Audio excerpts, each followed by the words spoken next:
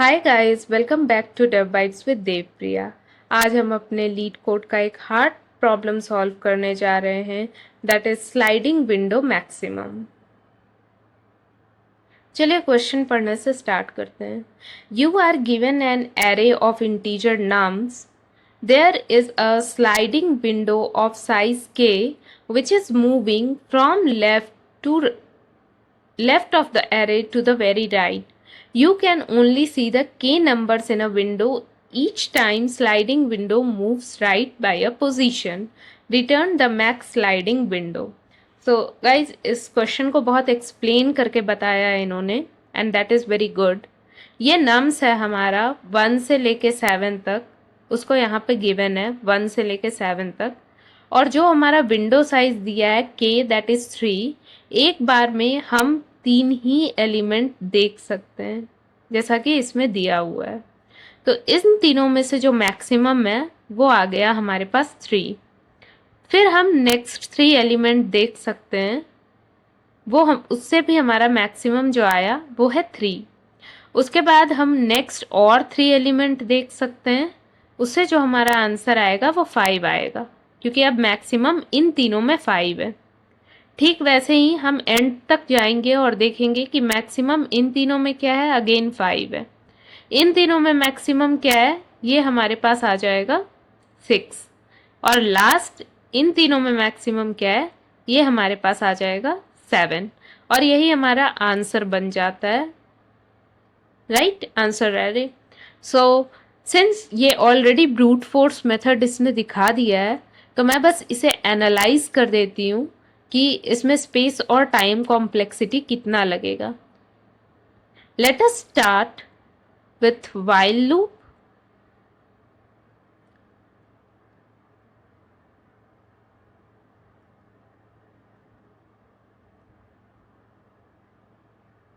ठीक है, अब ये देखिए मैंने क्या किया है। ये मैं कंसीडर कर रही हूँ this is left and this is right. तो जब तक राइट एंड तक नहीं पहुंच जाता है तब तक हम शिफ्ट करते रहेंगे अपने पॉइंटर्स को। लेफ्ट को हम डाल देते हैं 0 पे, ठीक है। राइट को भी इनफैक्ट मैं डिफाइन कर ही देती हूँ। राइट 0 से शुरू नहीं होगा, 0 1 2 3। राइट को मैं k वैल्यू से शुरू करती हूँ, ठीक है, दैट इज 3। अब 3 यहाँ पे आता है, बट हम कंसीडर कर रहे हैं 1 3 -1 में। तो मैं आपको बता देती हूँ, अगर मैं यहाँ पे लिखती हूँ nums of left and right, तो ये इंक्लूडेड होता है और ये एक्सक्लूडेड होता है। ये पाइथन की प्रॉपर्टी होती है। अगर आप पाइथन बैकग्राउंड से आ रहे हैं तो वेल एंड गुड, और अगर आप नहीं आ रहे हैं तो आपके लैंग्वेज में जो सिमिलर प्रॉपर्टी है आप उसको यूज़ कर सकते हो। अब हमें करना क्या है, बस हमें यहाँ से मैक्स निकालना है। एक फॉर लूप हमने पूरे में चला लिया, हमें बस यहाँ से मैक्स निकालना है। अब ये क्या होगा, हमारा सेम काम मैं कर रही हूँ, नम्स लेफ्ट और राइट, राइट, इसमें से मुझे मैक्स निकालना है, ठीक है।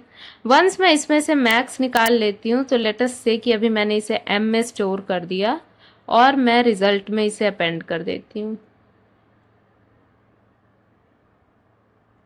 रिजल्ट में m को अपेंड कर दिया। अब length plus is equal to 1 कर दिया, right plus is equal to 1 कर दिया। लेफ्ट और राइट दोनों को बढ़ाते जा रही हूँ और यही हमारा पूरे ब्रूट फोर्स का आंसर है। नाउ जो हमारे ब्रूट फोर्स का आंसर निकला, एक बार उसे एनालाइज कर लेते हैं। यहाँ पे एक फॉर लूप चलेगा,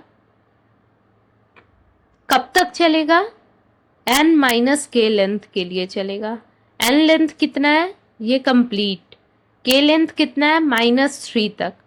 अब क्यों -3 तक चलेगा, बिकॉज इसको हमने एक बार में ही कंसीडर कर लिया तीनों को।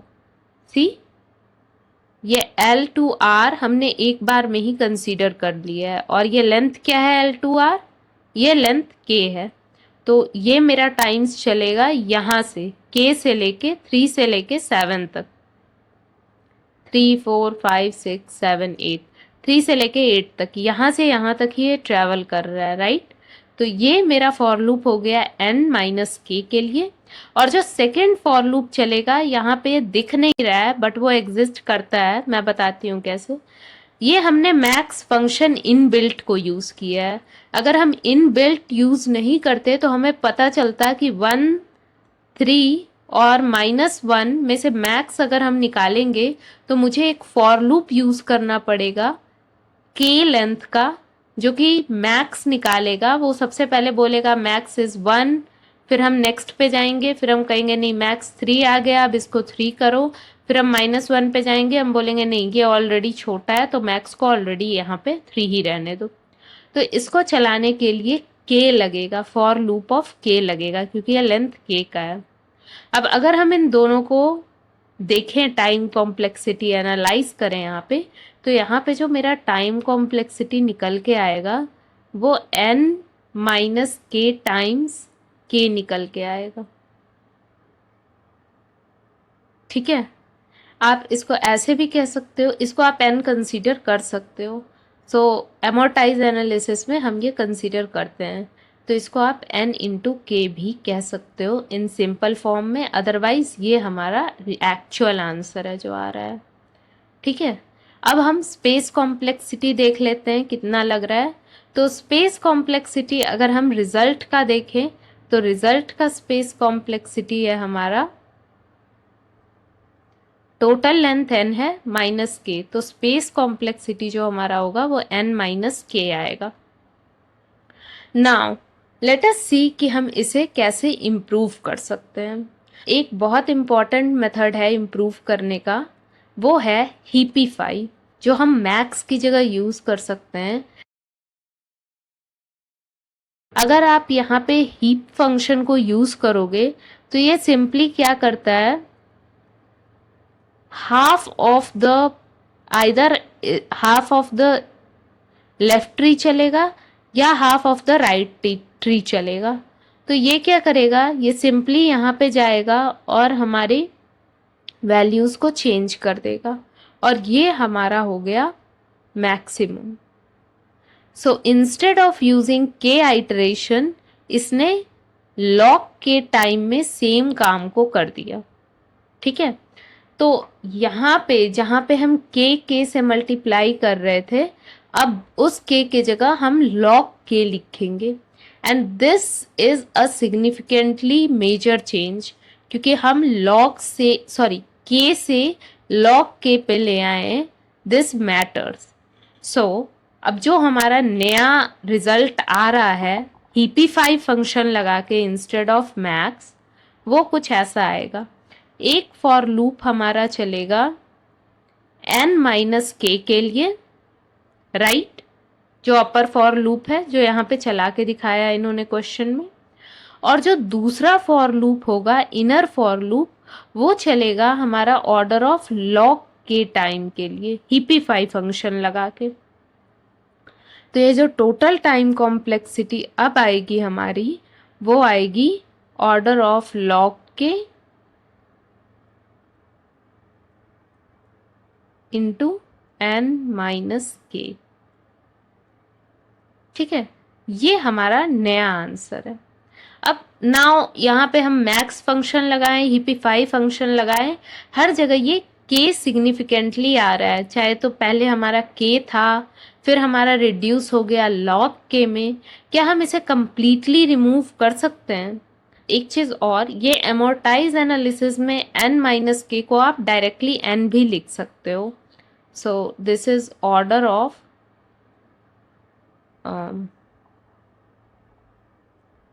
n log k। Simple terms में आप ये भी लिख सकते हो। रीजन बीइंग n माइनस के हम क्यों कंसिडर कर रहे हैं, ये पूरा हमारा n है, हम ये कह रहे हैं कि ये पूरा हमारा n था, उसमें से हमारा k माइनस हो गया, राइट, मीन्स फर्स्ट 3 माइनस हो गया, तो हम सिर्फ ये वाली वैल्यू को n माइनस के कर रहे हैं, कह रहे हैं। बट हम इस n माइनस के की वैल्यू को हटा के यहाँ पे हम कह सकते हैं कि हम पूरे n पे आइटरेट कर रहे हैं। n माइनस के लिखने से बेटर है हम यहाँ पे n डायरेक्टली कह सकते हैं, बट मोर एक्यूरेट हमेशा ये रिजल्ट होगा। एमोर्टाइज एनालिसिस में हम इसे ऐसे भी लिख सकते हैं। ठीक है, अब हम चाहते हैं कि ये के वाला पार्ट जो है ना, ये के वाला पार्ट, क्या हम इसे सच में रिड्यूस कर सकते हैं? Let me write the question again. So ये हमारा क्वेश्चन है और हम ये जानना चाह रहे हैं कि हम ये एन लॉग के को भी रिड्यूस कर सकते हैं या नहीं। एक बार मैं फिर से आपको रिवाइज कराना चाहूँगी जो अभी तक हमने किया उसे। सबसे पहले हमने जो पहला अप्रोच था हमारा, उसमें हमने मैक्स फंक्शन को चूज़ किया था, राइट। मैक्स में हमें जो ऑर्डर ऑफ टाइम निकल रहा था वो के का निकल रहा था। अब सेकेंड टाइम में हमने दूसरा डेटा स्ट्रक्चर यूज़ किया, दैट वाज हीप। तो इस केस में जो हमारा निकला टाइम वो लॉग के का निकला। क्या हम कोई और डेटा स्ट्रक्चर यूज़ करके इसे कंप्लीटली रिड्यूस कर सकते हैं? क्योंकि सी, अगर मैं 2 पॉइंटर टेक्निक लगाने जाती हूँ यहाँ पे, and let us consider it to be left 0 1 2 3 and 3 पे मैं कंसीडर कर रही हूँ राइट। ठीक है, so this is my window. तो अगर मैं यहाँ पे कंसीडर करती हूँ सबसे पहले 1 3 -1 में से 3 को मैक्सिमम, तो मेरा विंडो जब चेंज होगा, फॉर एग्जाम्पल सेकेंड आइटरेशन में मेरा विंडो ये बन जाएगा और थर्ड आइटरेशन में मेरा विंडो ये बन जाएगा। थर्ड आइटरेशन में अगेन मेरा ये जो 3 मैंने मैक्सिमम स्टोर कर रखा था वो तो हट जाएगा, और ये हो सकता है कि फर्स्ट आइटरेशन से थर्ड आइटरेशन पे जाते जाते मैं यहाँ पे 3 के बाद मेरे पास मल्टीपल इससे भी बड़े नंबर आए या फिर कोई नंबर ही नहीं आया। ठीक है, तो मेरा जो मैक्स वैल्यू है वो हर आइटरेशन में वेरी करेगा। एवरी आइटरेशन पे मेरा मैक्स वैल्यू वेरी करेगा, इसीलिए हर एक विंडो में जाते ही मुझे मैक्स वैल्यू की बुक कीपिंग रखनी पड़ेगी। तो उस बुक कीपिंग को रखने के लिए जो मेरे पास बेस्ट डेटा स्ट्रक्चर हो सकता है वो क्या हो सकता है, and that is a deck. ठीक है, अ deck is nothing but W. मैं आपको बताती हूँ ये कैसे वर्क करता है। 0 1 2 3 4 5 6 7, ऑल राइट। और मैं यहाँ पे एक डी क्यू मेंटेन करना चाह रही हूँ। अब डी क्यू में मैं क्या मेंटेन करना चाह रही हूँ ये हम अच्छे से ध्यान रखेंगे। हमने कहा था on each and every iteration मेरे पास क्या, मेरा मैक्स वैरी कर रहा है। तो मैं जो अपने मैक्स वैल्यू है उसकी यहाँ पे बुक कीपिंग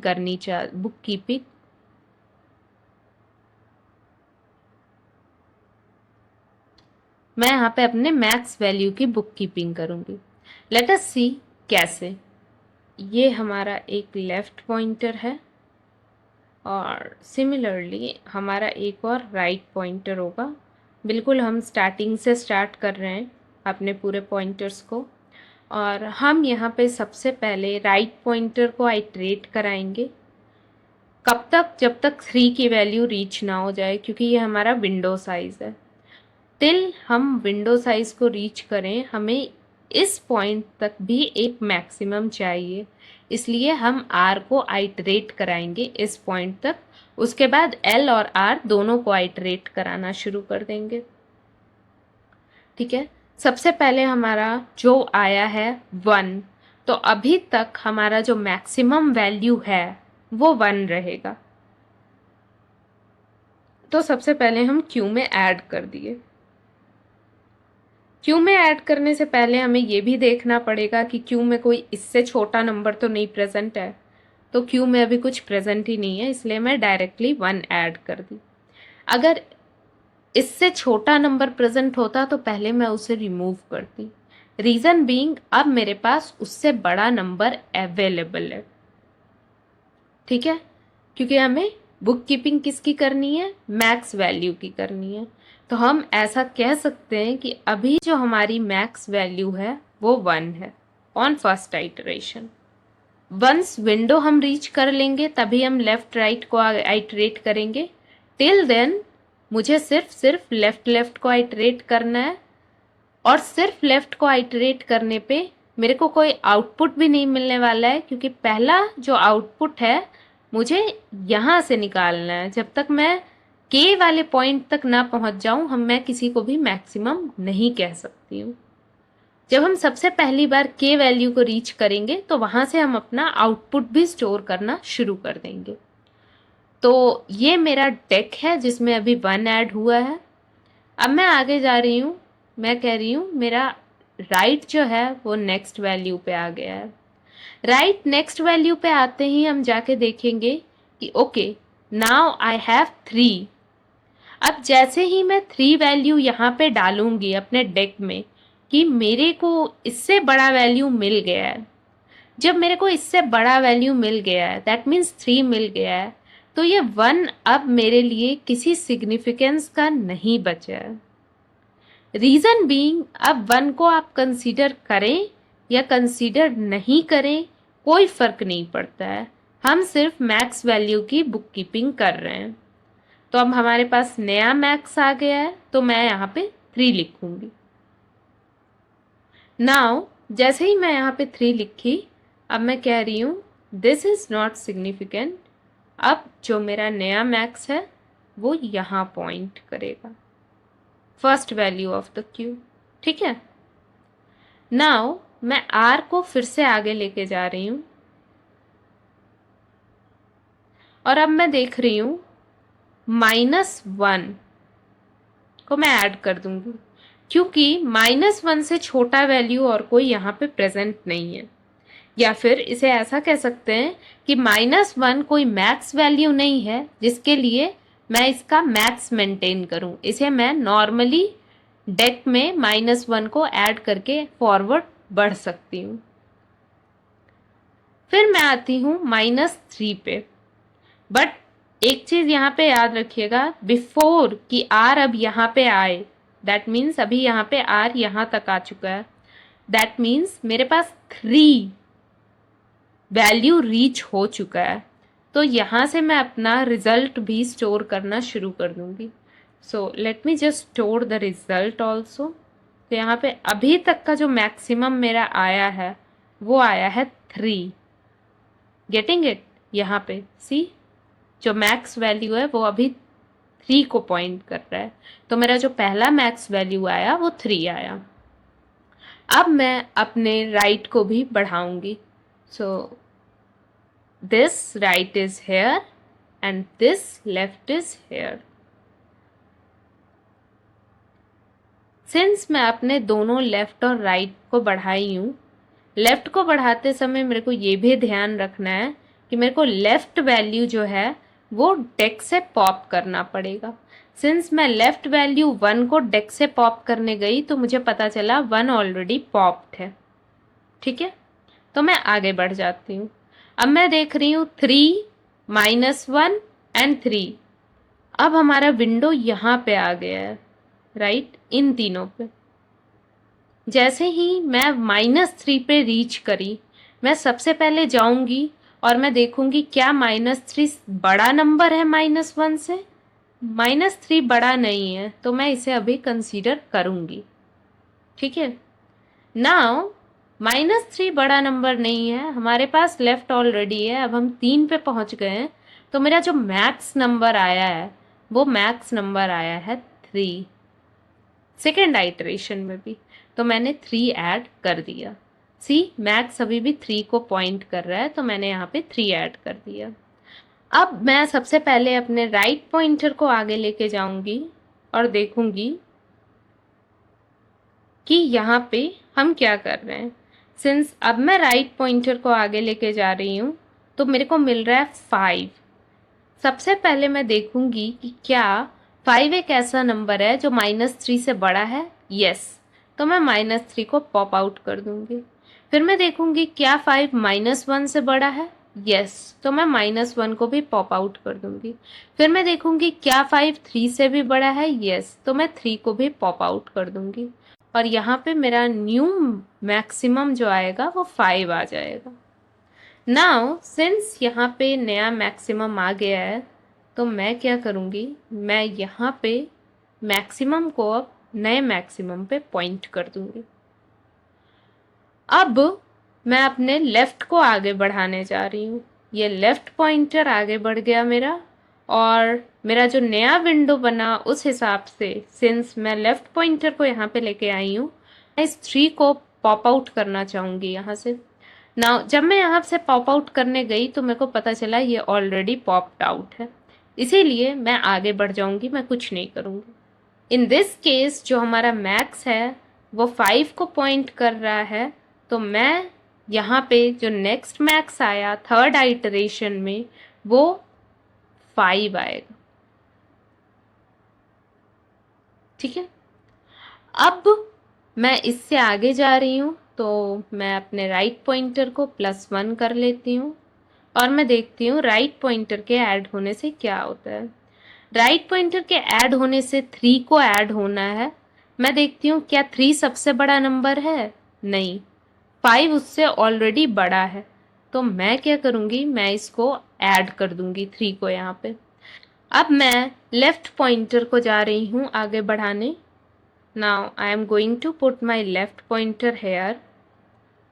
ये मेरे 3 का विंडो मेंटेन हो गया, बट जब भी मैं ये आगे लाऊंगी मैं चेक करूंगी -1 मुझे रिमूव करना है और ऑलरेडी रिमूव्ड है, राइट। सिंस -1 यहाँ से ऑलरेडी रिमूव्ड है, मैं नेक्स्ट मैक्सिमम देखूंगी, ये मैक्सिमम अभी भी 5 ही है, तो मैं यहाँ पे जाके 5 लिख दूंगी। आफ्टर एडिंग 3 भी मैक्सिमम 5 ही है, तो मैं यहाँ पे 5 लिख दूंगी। अब मैं जा रही हूँ अपने राइट पॉइंटर को आगे बढ़ाने। राइट पॉइंटर मेरा यहाँ पे आ गया है जिससे मेरे पास वैल्यू आई है 6। मैं जाके देखूंगी कि क्या मेरे डेक में 6 3 से बड़ा नंबर है, यस, तो मैं जाके इसे क्रॉस करूंगी। अब मैं देखूंगी क्या 6 5 से बड़ा नंबर है, यस, तो मैं 5 को भी क्रॉस करूंगी और मैं अपने डेक में 6 को ऐड करूंगी। This is the maximum now, and since ये 6 मैक्सिमम है, मैं अब अपने मैक्स को 6 पे पॉइंट आउट करूंगी। ठीक है, ना मेरे पास नया वैल्यू 6 आया है और अब मैं लेफ्ट पॉइंटर को आगे लेके जा रही हूँ और एक बार लेफ्ट पॉइंटर को आगे लेके जाने पे मैं ये देखूंगी कि क्या -3 मैं यहाँ से पॉप करूँ। ऑलरेडी पॉप्ड है तो मेरे को इसे कुछ भी करने की ज़रूरत नहीं है। और अब मैं रिजल्ट में अकॉर्डिंग टू दिस विंडो एक नया मैक्स वैल्यू ऐड करूंगी, दैट इज 6। नाउ मैं राइट पॉइंटर को लेकर फिर से आगे जाती हूँ। सिंस राइट पॉइंटर को मैं लेके आगे गई हूँ, दैट इज 7, तो 7 को ऐड करने से पहले मैं देखूंगी क्या 6 7 से बड़ा है, नहीं, छोटा है, तो मैं इसे काट दूंगी और 7 यहाँ पे ऐड कर लूंगी। सिंस 7 को ऐड करने के बाद मेरा जो मैक्सिमम है अब 7 हो गया है, तो मैं इस मैक्स को 7 पे पॉइंट आउट कर दूंगी। 7 पे पॉइंट आउट करने के बाद मैं इस लेफ्ट पॉइंटर को भी आगे लेके जाना चाहूँगी और लेफ्ट पॉइंटर को आगे लेके जाने के साथ मैं चेक करूँगी कि 5 यहाँ से पॉप्ड आउट तो है। सिंस 5 यहाँ से पॉप्ड आउट है, मुझे कुछ एक्स्ट्रा ऑपरेशन करने की ज़रूरत नहीं है और अब जो यहाँ पे नेक्स्ट मैक्सिमम आया है मैं उसको ऐड कर दे रही हूँ, that is 7। So this is my answer. ठीक है, अब मैं एक बार बता दे रही हूँ, इसका जो लेंथ था वो 8 था, राइट। इसका जो लेंथ आया है वो आया है 1 2 3 4 5 6। ठीक है, अब आप 6 से 8 के बीच का डिफरेंस निकालोगे, दैट मीन्स 6 7 8, ये आपको K3 का मिलेगा। ठीक है, जो मेरा फाइनली जो रिजल्ट आ रहा है उसको हम लिखेंगे आइदर n - k और n - k +-1 +-1 को हम एमोर्टाइज एनालिसिस में कंसीडर नहीं करते हैं, क्योंकि ये इंडेक्सिंग की लिमिटेशन है कि कभी 0 इंडेक्स या 1 इंडेक्स से शुरू होता है। मोस्ट ऑफ द केसेस में, ज़्यादातर लैंग्वेज में ये 0 इंडेक्स्ड ही होता है। अब हम देखते हैं कि टाइम और स्पेस कॉम्प्लेक्सिटी यहाँ पे कितना आता है। Let me just change my pen. सबसे पहले हम देखेंगे टाइम कॉम्प्लेक्सिटी इस केस में कितना आता है। तो मैंने यहाँ लेफ्ट से शुरू करके राइट तक मैं गई और मैंने सिर्फ एक फॉर लूप में काम कर लिया, तो मेरा time complexity order of n आया। ठीक है, अब हम देखते हैं कि हमारा स्पेस कॉम्प्लेक्सिटी कितना आया। जो स्पेस कॉम्प्लेक्सिटी है वो, अगर मैं आउटपुट को कंसीडर करूं, रिजल्ट को भी कंसीडर करूं, तो ये मेरा आ जाएगा n-k। ठीक है, और अगर मैं ये ऑक्सिलरी डेक के भी वैल्यू को कंसीडर करूं, तो एक टाइम पे ये k से ज़्यादा बड़ा नहीं हो सकता है। ठीक है, तो ये वैल्यू आ जाएगी k की, क्योंकि ऑक्सिलरी वैल्यू है इसलिए प्लस करके लिखेंगे। तो ये जो वैल्यू आई है ये n-k + k की आई है। सिंस हम इसको इग्नोर कर सकते हैं, k को इग्नोर कर सकते हैं, तो हमारा टाइम और स्पेस कॉम्प्लेक्सिटी जो यहाँ से मिलता है हमें, मैं यहाँ पे लिख दे रही हूँ क्योंकि यहाँ पे मेरे पास जगह है। तो टाइम और स्पेस कॉम्प्लेक्सिटी जो मिल रहा है मुझे, वो ऑर्डर ऑफ n मिल रहा है। जो स्पेस कॉम्प्लेक्सिटी मुझे मिल रहा है डेक को लगा के, वो भी ऑर्डर ऑफ n मिल रहा है। So this is our answer. Alright guys, let me just start with the coding. But code करने से पहले हम एक बार अपने कॉन्स्टेंट्स को भी देख लेते हैं। दैट नम्स मिनिमम 1 तो होगा ही, 1 से ज़्यादा भी हो सकता है, और कहाँ तक जा सकता है 10⁵ तक। तो हमें यहाँ पे नल केसेस हैंडल करने की ज़रूरत नहीं है कि अगर नम्स ही नहीं है तो क्या होगा, एटलीस्ट 1 नम होगा।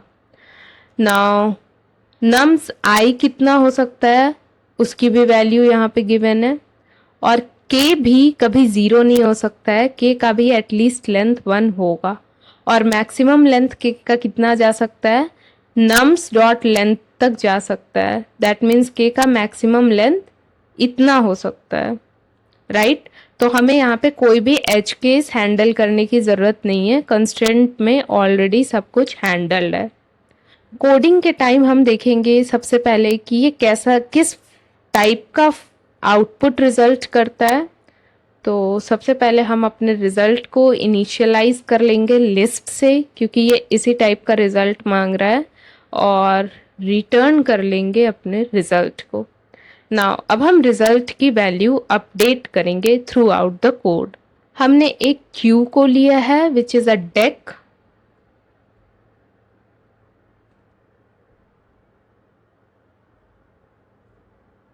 लेफ्ट पॉइंटर और राइट पॉइंटर दोनों ही 0 से शुरू हुए हैं। Remember the diagram guys. अगर आपको एक्सप्लेनेबल वीडियो अच्छे से समझ में नहीं आया है तो आप 2-3 बार उसको देखो, बिकॉज उसी के बेसिस पे हम यहाँ पे कोड करते हैं। ये सारे इनिशियलाइजेशंस के बाद हम सबसे पहले देखते हैं कि हम कर क्या रहे थे। हम राइट पॉइंटर को स्टार्टिंग से लेके एंड तक आइटरेट कर रहे थे। तो सबसे पहले मैं यहाँ पे राइट पॉइंटर को चलाऊंगी,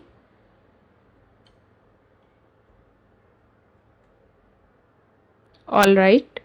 उसके बाद फिर मैं राइट पॉइंटर को तब तक आइटरेट करती रहूँगी जब तक एटलीस्ट मेरा विंडो साइज ना मिल जाए। विंडो साइज मिलने तक मैं सिर्फ और सिर्फ क्या कर रही हूँ, विंडो साइज मिलने तक मैं सिर्फ और सिर्फ उसमें वैल्यूज़ अपेंड करते जा रही हूँ और हाईएस्ट फाइंड आउट कर रही हूँ। That's it. तो सबसे पहले तो मैं वैल्यूज़ को अपेंड कर देती हूँ, q dot append r. Reason, क्योंकि सबसे पहले क्यू खाली ही होगा, तो यहाँ पे हम क्यू को अपेंड कर देंगे। अब क्यू को कब तक अपेंड करना है? क्यू को तब तक अपेंड करना है जब तक के वैल्यू रीच ना कर जाए, जब तक हम विंडो साइज रीच ना कर जाएं। और उस विंडो साइज रीच करने में भी हम वैल्यूज तब ऐड करेंगे जब उससे पहले कोई उससे छोटा वैल्यू ना आया हो। अगर छोटा वैल्यू होगा तो हम छोटा वैल्यू को सबसे पहले रिमूव करेंगे सो दैट फर्स्ट इंडेक्स पे हमारा सबसे बड़ा वैल्यू आ सके। तो सबसे पहले मैं एक और लूप लगाऊंगी जिसमें मैं ये चेक करूंगी कि जब तक क्यू है, अगर क्यू ही पूरा खत्म हो जाता है तो फिर से अपेंड वाला ही केस चलेगा, ठीक है। लेकिन अगर क्यू है तो उसमें से पॉप भी हो सकता है। कौन से वैल्यूज पॉप हो सकते हैं? छोटे वाले वैल्यूज पॉप हो सकते हैं। किस कंडीशन में पॉप हो सकते हैं? अगर नम्स ऑफ क्यू जो है वो कम हो नम्स ऑफ आर से।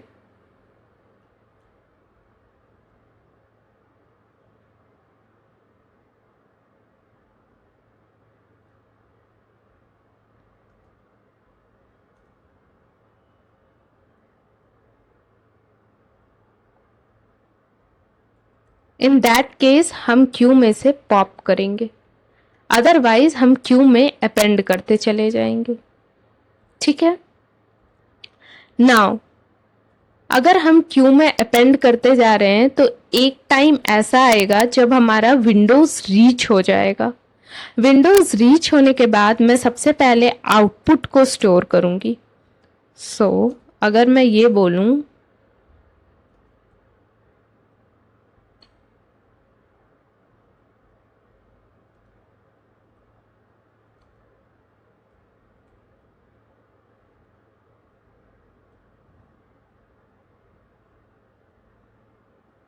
what I have to append? I have to append nums of first place of queue.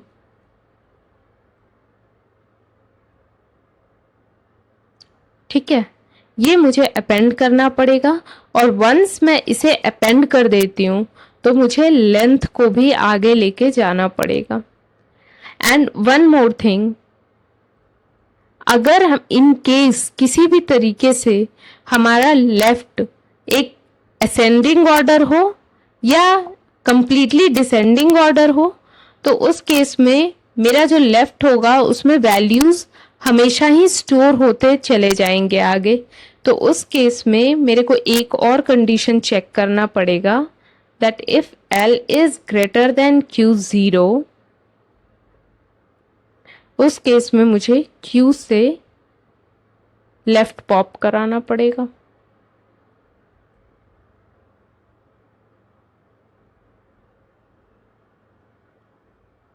ठीक है, so this is the complete result guys. Let me just run it and it must work because I have practiced it a lot. Now अब मैं इसे submit करके देखती हूँ and ये submit हो गया है। मैं फिर से आपको एक बार टाइम एंड स्पेस कॉम्प्लेक्सिटी यहाँ पे बता देती हूँ। जो टाइम कॉम्प्लेक्सिटी है वो ऑर्डर ऑफ n होगा क्योंकि राइट पॉइंटर लास्ट तक चलेगा। और जो यहाँ पे वाइल है, इस वाइल लूप से आप कंफ्यूज हो सकते हो कि ये ऑर्डर ऑफ n तक चल रहा है और इस वाइल लूप को आपको लगेगा ये ऑर्डर ऑफ n स्क्वायर हो गया या n इंटू k हो गया। नहीं, ऐसा नहीं हुआ है क्योंकि वाइल लूप ये जो चल रहा है ये Q के ऊपर चल रहा है। Q का लेंथ मैक्सिमम K ही है और एक बार सिर्फ वो चाहे तो K से हटाएगा वैल्यूज को या K में वैल्यूज को ऐड करेगा। वंस चाहे वो हटाए या फिर ऐड करे, वो नंबर को वो दोबारा कभी विजिट नहीं करने वाला है। तो ये एक ऑक्सिलरी स्पेस होगा जो क्रिएट होगा इसकी वजह से। तो यहाँ पे हम स्पेस बोलेंगे कि ऑर्डर ऑफ n टाइम्स का क्रिएट हो गया है, लेकिन order of n minus k times का क्रिएट हुआ है और रिजल्ट को इंक्लूड करके ऑर्डर ऑफ n स्पेस हुआ है। लेकिन इस वाइल लूप को हम amortize एनालिसिस में कंसीडर नहीं करेंगे। हम सिर्फ और सिर्फ इस टाइम को, ऑर्डर ऑफ n टाइम को amortize एनालिसिस में कंसीडर करेंगे। ठीक है, so that's it guys, that's it for today. Next time मिलते हैं विथ अ न्यू प्रॉब्लम।